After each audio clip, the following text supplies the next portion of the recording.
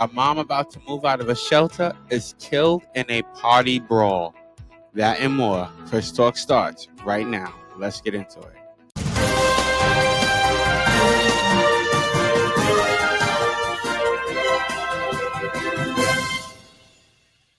Welcome, listeners, to another episode of the show. I am your host with the most, Chris Talks.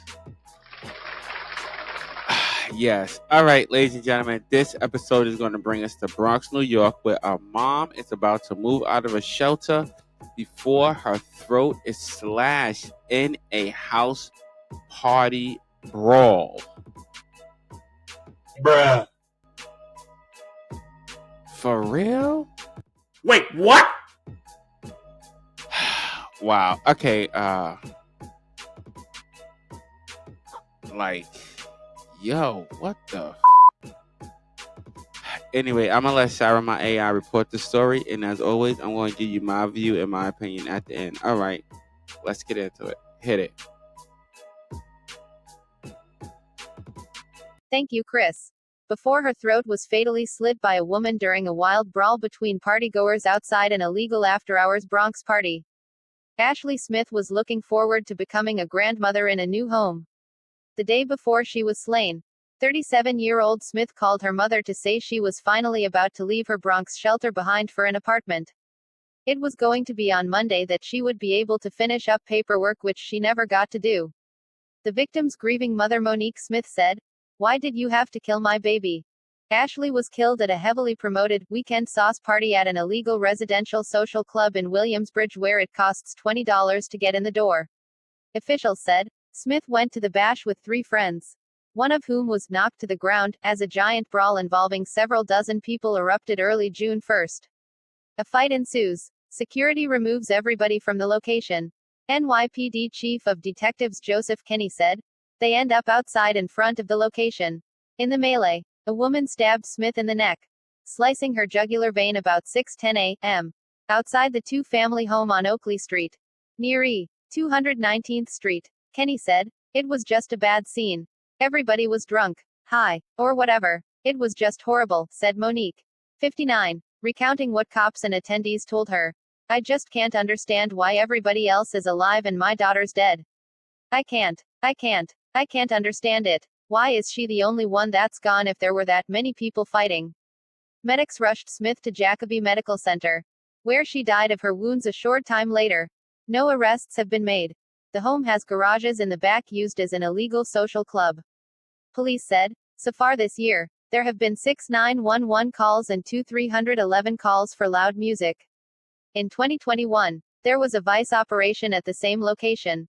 Ashley, who grew up in Yonkers, was working as a construction flagger at sites across New York City. She had 2 sons, ages 21 and 14, and a 9-year-old daughter. There was not one day that she wasn't with her children. She made all her decisions for her kids. She was doing things to make her life better for her and her children. Said Monique, "My grandkids loved her. They loved the funny things that she would say. She was always joking and had them laughing." Ashley was excited to begin a new chapter in her life, especially meeting her first grandchild. Her older son's girlfriend is expecting a baby boy any day. Her son had sent her a teddy bear with the baby's heartbeat, which she slept with. She kept it on her bed and constantly listened to it. She was so excited, said her mother. They had sent her the sonogram picture. They have 3D, so you can basically see what the baby looks like. The baby had features of ours because we all look alike. Ashley's son's traumatized girlfriend had contractions after hearing the news of Ashley's death, but it was only a false alarm. Monique, who lives in South Carolina, said she had been planning to visit soon and then take Ashley's daughter down south for the summer. "We were excited," she said. "We were making plans for when I came up to go shopping and stuff like that." Now she is planning her oldest child's funeral and comforting her suddenly orphaned grandchildren. She wasn't immediately ready to tell Ashley's daughter the grim news, but the girl found out in a text message from a friend who had overheard their parents talking about the stabbing. "I'm sorry that your mom died," the message on the girl's phone said. "Is this true?" Ashley's daughter asked Monique.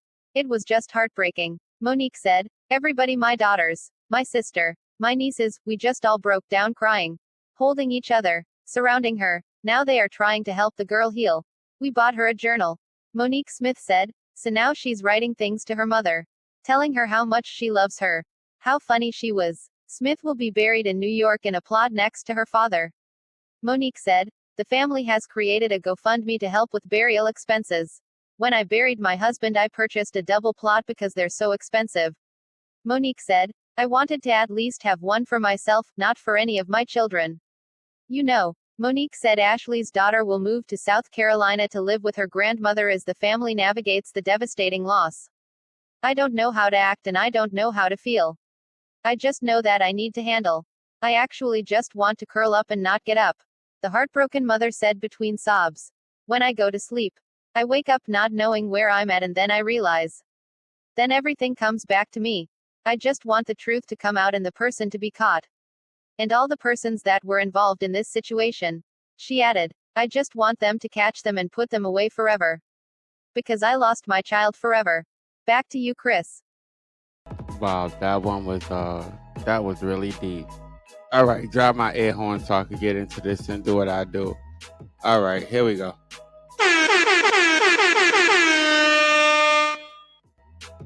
All right, first and foremost, let's drop a church bell real quick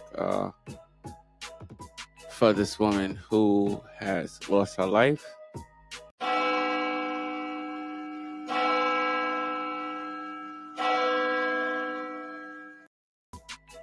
And I would like to send my regards to the mother of this family. Our condolences. Everybody here at Chris Talks, we send our condolences to this family. But I mean, this situation is nothing new to me simply because I'm an 80s baby. So if any of my listeners, if y'all 80s babies, y'all know how it went when there were house parties. Now, house parties, for y'all who don't know, house parties are open to any and everybody. So anybody could come to a house party. Bruh. Anybody. As long as you can pay the fee at the door, it's all good. And for y'all who don't know, most house parties are illegal parties. They are illegal parties. This is what like if you live in any hood, this is how you throw a party. Bruh. That's how you throw a party. You throw a house party. A house party, anybody and their mama could walk into a house party as long as you can pay the fee at the door. You can walk in. You can walk in. Your enemies, you can walk in. Your enemies can walk in. Bruh. But this is how house parties are. Now, in New York City, a lot of these parties do take place. But this girl, her mistake was to attend one of these house parties. Now, at house parties, like I said, your enemies, anybody can show up. So a lot of times at house parties, there is some degree of violence. It may not, in this case, it was a shooting, but sometimes it just be many brawls. And sometimes it could be a big brawl. In this situation, it happened to be a big brawl, and this innocent woman, happened to get caught up in a situation that cost her life. So, I'm going to give this advice. I'm going to give this advice to all my listeners. If you ever get invited to a house party, go at your own will. Bruh. Go at your own will, because any type of thing can happen. And in this situation, like I said, this woman was stabbed in the neck, fatally stabbed in the throat. Now, I gotta ask this question, okay? Because somebody fatally stabbing somebody in the throat is a complete. To me, it's a different situation. It seems more of a personal thing. To me, to stab somebody in the throat is a personal thing. So to me, I think somebody knew her or had some type of vendetta against her. I'm not saying that is right, that what they did. I just think that somebody has some type of thing, because it takes a lot to stab somebody in the throat. And when I say it takes a lot to stab somebody in the throat, it's because 9 times out of 10, ladies and gentlemen, let's really think about it. To all my listeners, let's really think about it. If you have a gun or something like that, you shoot somebody in the leg, they're not going to die. You shoot somebody in the hip, they're not going to die. You know, if you shoot somebody in the waist above, those are where all the major organs are. From the waist and above. For those of my listeners who are not educated, bruh, the major organs are from the waist above. Okay, hold up. Before I forget, to the people, the person or persons that committed this crime, because they did not find out who committed this crime. Let's give them the W buzzer real quick before I forget. All right, let me finish my point. If you get stabbed, shot, or injured anywhere above the waist, okay? Now, in law, if all my listeners, any of y'all that have studied law, have studied the law, or not even studied it, but just know something about law, okay? Within any law, and in most, I could say, not every, but in most, okay, most, not every. If I'm wrong, please feel free to leave a comment and correct me. But in, I can say about most states, I'm not sure if it's a federal thing, but I know it is. I know in the state of New York, okay? And if you stab injure somebody above their waist, it can be considered as attempted murder.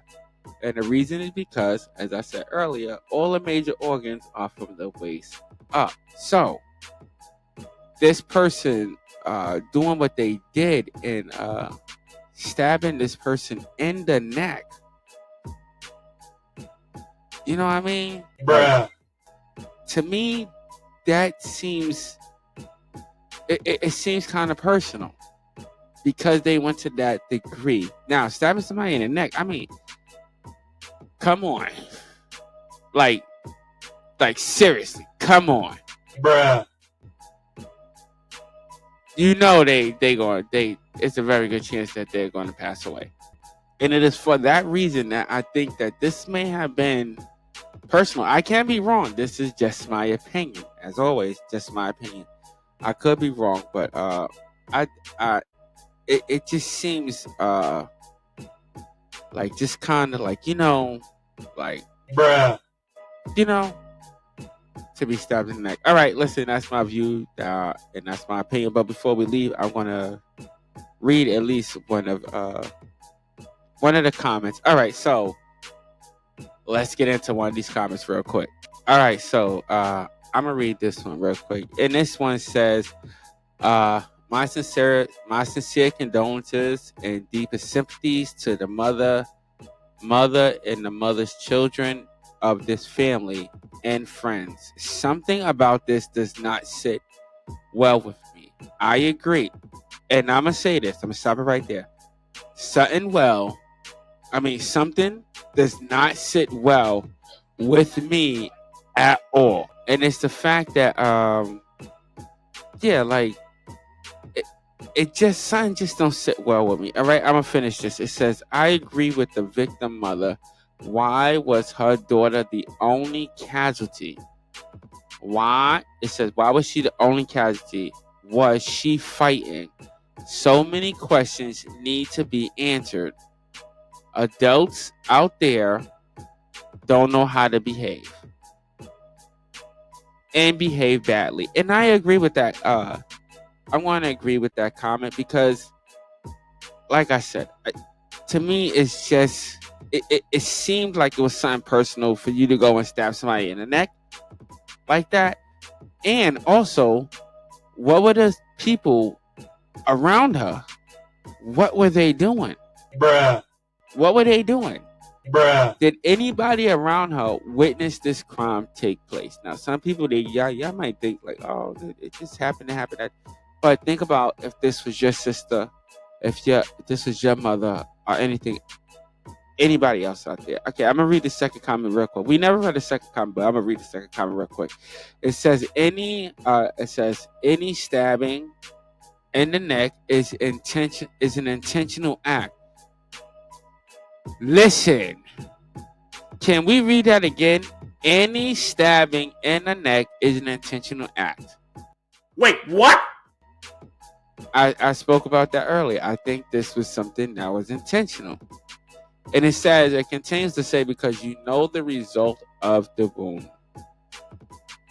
Pray they find those who are guilty of the crime. May she rest in peace. And I agree with that one as well. Let's give a round of applause to those two commenters. Yeah, I know we don't say the commenters, but to those two comments, yeah, I do agree. I think this was something that was personally motivated, and because the fact that she was coming out of a shelter and getting into her own, there's many different situations. I mean, like there's so many different ways that you could say something was going. It could have been with a man, it could have been with something, but I will tell you this. At the end of the day, I will tell you this. Somebody, in my opinion, was jealous of this woman in the fact that she had came up, and to me, I think this was the result. Now, I could be wrong. This could be just something that happened. She could have offended somebody at a party. She could have said something at a party that offended somebody, and they just went and did what they did. It could be random. I don't know. But for now, ladies and gentlemen, that is my view. That is my opinion on this particular topic. Drop my bomb real quick. All right, to all my listeners, as always, I'm about to be up out of here. If you like this content and want to hear more of it, you already know what to do. Check us out on YouTube. Also, check us out on Facebook and all our other social media platforms. The links and everything will be there at the end of your screen. I want to thank all my listeners for tuning in. You could be anywhere else in the world, but you are here with me, and I so appreciate that. Also, stay blessed and not stressed. Until next episode, my listeners, I see y'all later. Peace out.